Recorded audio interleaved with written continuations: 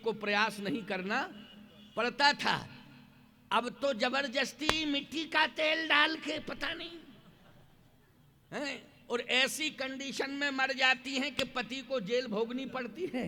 क्यों भाई, वो बेचारा जेल में पड़ा रहता है और ये, अब बोलो इनको सती कहोगे, इस तरह की परंपरा। लेकिन नहीं नहीं, चिंता मत करना, छत्तीसगढ़ की देवियां तो कौशल्या है। बोलो भाई कौशल्या हैं, हम इनकी प्रशंसा करते हैं। और इनकी प्रशंसा करना इसलिए जरूरी है कि अभी हमें 2-3 दिन और रहना है यज्ञ में। अगर हम थोड़ा सा वैसा कह देंगे तो पता नहीं कल से आना बंद कर दें कौन, और दोष हमारे ऊपर आ जाएगा।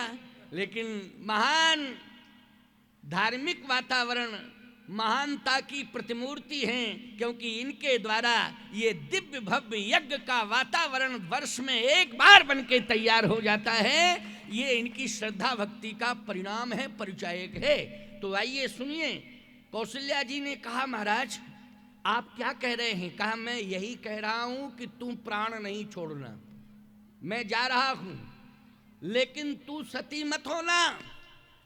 कहे पति के बिना तो सती होना आवश्यक है, सती पति नहीं है तो पत्नी सती बनेगी। कहा कौशल्या तेरा पुत्र जो है मेरा भी पति है।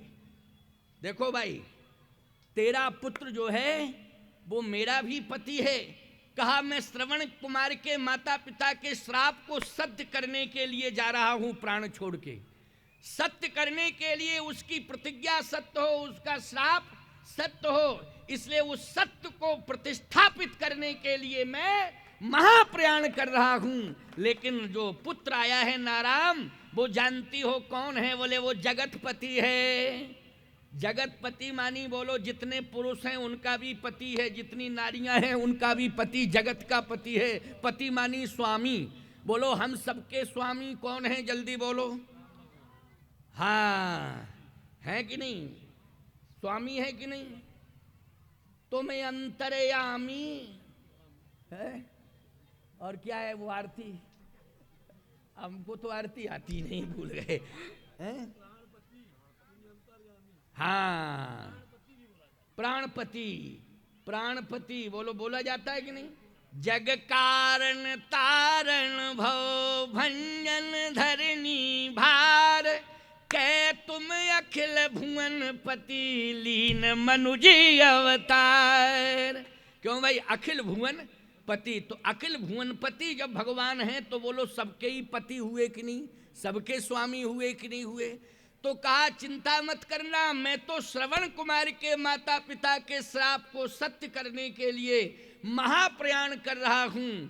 लेकिन कौशल्या मेरी इच्छा ये थी कि मैं अपनी आंखों से राम को सिंहासनासीन बन करके सिंहासनासीन देखूं, कि राम सिंहासन पर बैठा है, राम सिंहासनासीन हो जाता, अपनी आंखों से राज्याभिषेक देखता। लेकिन कौशल्या अभी तू 14 वर्ष तक राम के वापस होने का इंतजार करना, क्योंकि तुझे परमात्मा ने 2 आंखें दी हैं। लेकिन जिस दिन मैंने वर्ण किया था तो तेरा आधा अधिकार मुझे मिल गया था और मेरा आधा अधिकार तुझे मिल गया था। तो सुन मेरी बात को, मेरा संपूर्ण अधिकार तुझे प्राप्त हो गया था। अब तेरे 2 आंखें हैं, जब राम 14 साल बाद लौट के आ जाए और सिंहासन पर बैठे तो तुम राम का दर्शन करना। एक आंख से तू राम का दर्शन करना और तेरी दूसरी आंख में दशरथ बैठ करके राम का दर्शन करेगा।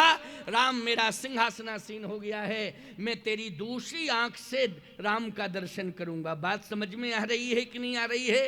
इसलिए कौशल्या अब मैं जा रहा हूं, बस तू राम के 14 साल तक 14 साल बाद लौटेंगे, लौटने तक इंतजार करना। ऐसा कह करके जैसे ही दशरथ जी महाराज जाने लगे, राम राम कही राम कही, राम राम कही राम, ओ तन पर हरि रघुबर बिरह, राव गए सुरधाम। अब एक बात आपको बताएं, राव गए सुरधाम। सुरधाम मानी होता है स्वर्ग, सुर मानी सुरधाम मानी देवता जहाँ रहते। तो तो देवता जहां रहते हैं उसको क्या कहते हैं? स्वर्ग ही तो कहते हैं। लेकिन दशरथ जी महाराज सुरधाम गए, परंतु गोस्वामी जी कहते हैं गीधराज जटायु तो सीधे हरिधाम गए। बोलो गए। राम काज कारण तनु त्यागी, हरिपुर गयऊ परम बड़ भागी। बोलो हरिपुर। इसका मतलब यह है कि गीधराज जटायु ने कौन सा तप किया? दशरथ जी महाराज ने तो मनु के रूप में नैमिषारण्य में तप किया था। बोलो मनु बन करके, मनु थे ना महाराज दशरथ, कौन थे? मनु थे। तो बोलो नैमिषारण्य में तपस्या की थी, ठाड़े रहे एक पद दो तपस्या की थी। तो ये तो समझ में आ गई बात कि महाराज मनु ही दशरथ बने, तो नैमिषारण्य में तपस्या की। अच्छा, तपस्या करने के बाद ब्रह्म को बेटे के रूप में पा लिया, और इसके बाद थोड़ा सा अनजाने में अपराध बन गया, तो उसकी परिणति ये हुई कि पुत्र नहीं प्राप्त हो रहे थे तो पुत्र प्राप्त हो गए, वो श्राप वरदान बन गया। लेकिन गए कहाँ? हरिधाम नहीं गए, सीधे गए सुरधाम। सुरधाम गए। अच्छा एक बात बताओ, हरिधाम जाए कोई तो प्रमोशन, और हरिधाम जाने वाला हरिधाम ना जाके सुरधाम जाए तो डिमोशन। क्यों भाई? जैसे जिसको अधिकार मिला हो हरिधाम जाने का, वो हरिधाम न जा पावे और सीधा जो है सुरधाम पहुंच जाए, तो डिमोशन माना जाएगा कि प्रमोशन? डिमोशन माना जाएगा, क्योंकि जाना चाहिए था बैकुंठ, लेकिन जहां देवता रहते हैं वहां जाना पड़ा। तो महाराज श्री दशरथ हरिधाम नहीं जा पाए, गए सुरधाम, और गीधराज जटायु आमिष भोगी पक्षी हैं, सीधे गए हरिधाम। बोलो गए कि नहीं? और सुन लीजिए एक बढ़िया बात आपको और बता दें, बहुत अच्छी अच्छी बातें हैं सुनाने के लिए। हर बाप चाहता है कि पुत्र के हाथों से मेरी अंतिम क्रिया हो, संपन्न हो। बोलो हर पिता क्या चाहता है? और इसीलिए पुत्र पुत्र चिल्लाते रहते हो कि हमारी पिंड क्रिया लुप्त ना हो जाए, हमारा वंश चले, और हमारी अंतिम क्रिया हमारी संतान करे, कि मुझे मोक्ष मिलेगा। यही चाहते हो कि नहीं चाहते हो? तुम सब दुनिया के लोग चाहते। लेकिन मैं एक बात कहता हूं, भगवान राम के हाथों से दशरथ जी की अंतिम क्रिया नहीं हुई, जटायु जी महाराज की भगवान राम के हाथों से अंतिम क्रिया हुई। बोलो हुई कि नहीं हुई?